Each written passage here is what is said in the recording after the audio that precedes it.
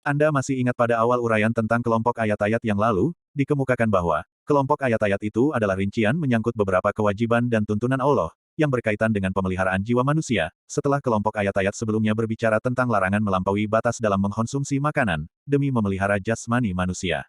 Kalau pada ayat-ayat lalu, orang-orang beriman diajak untuk memelihara jiwa, dengan jalan menuntut kisos bagi keluarga korban yang berkeberatan, atau memaafkannya bila mereka berlapang dada, maka di sini, setelah selingan yang mengundang uraian tentang wasiat sebelum mati, ayat-ayat surah ini kembali berbicara tentang pemeliharaan jiwa manusia, melalui ajakan mesra untuk berpuasa.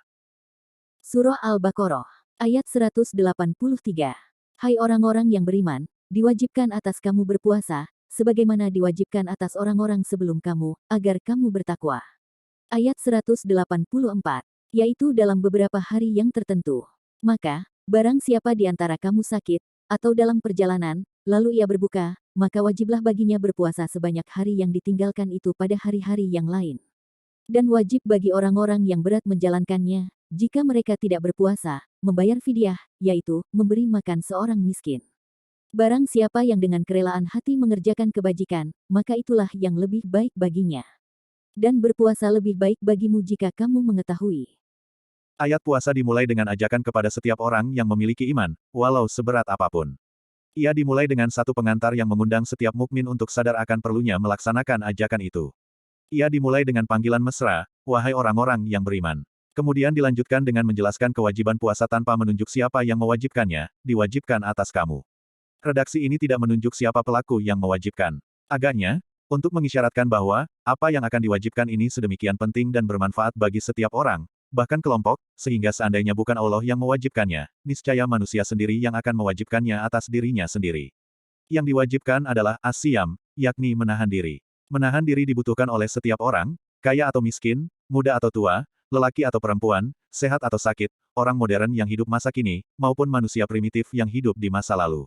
Bahkan perorangan atau kelompok. Selanjutnya ayat ini menjelaskan bahwa, kewajiban yang dibebankan itu adalah, sebagaimana telah diwajibkan pula atas umat-umat terdahulu sebelum kamu. Ini berarti, puasa bukan hanya khusus untuk generasi mereka yang diajak berdialog pada masa turunnya ayat ini, tetapi juga terhadap umat-umat terdahulu, walaupun rincian cara pelaksanaannya berbeda-beda.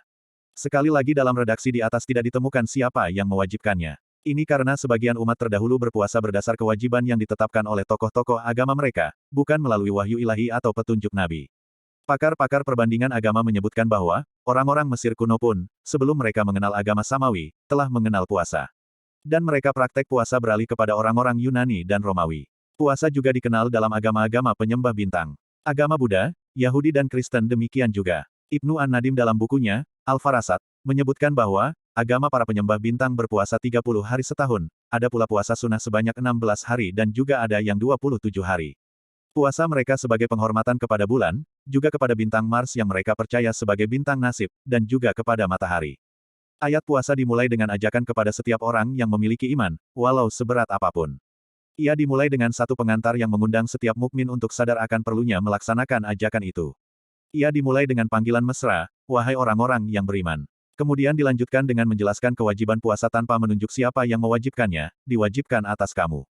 Redaksi ini tidak menunjuk siapa pelaku yang mewajibkan. Agaknya, untuk mengisyaratkan bahwa, apa yang akan diwajibkan ini sedemikian penting dan bermanfaat bagi setiap orang, bahkan kelompok, sehingga seandainya bukan Allah yang mewajibkannya, niscaya manusia sendiri yang akan mewajibkannya atas dirinya sendiri.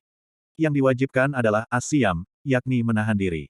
Menahan diri dibutuhkan oleh setiap orang, kaya atau miskin, muda atau tua, lelaki atau perempuan, sehat atau sakit, orang modern yang hidup masa kini, maupun manusia primitif yang hidup di masa lalu. Bahkan perorangan atau kelompok. Selanjutnya ayat ini menjelaskan bahwa, kewajiban yang dibebankan itu adalah, sebagaimana telah diwajibkan pula atas umat-umat terdahulu sebelum kamu. Ini berarti, puasa bukan hanya khusus untuk generasi mereka yang diajak berdialog pada masa turunnya ayat ini, tetapi juga terhadap umat-umat terdahulu, walaupun rincian cara pelaksanaannya berbeda-beda. Sekali lagi dalam redaksi di atas tidak ditemukan siapa yang mewajibkannya. Ini karena sebagian umat terdahulu berpuasa berdasar kewajiban yang ditetapkan oleh tokoh-tokoh agama mereka, bukan melalui wahyu ilahi atau petunjuk nabi. Pakar-pakar perbandingan agama menyebutkan bahwa, orang-orang Mesir kuno pun, sebelum mereka mengenal agama Samawi, telah mengenal puasa. Dan mereka praktek puasa beralih kepada orang-orang Yunani dan Romawi. Puasa juga dikenal dalam agama-agama penyembah bintang.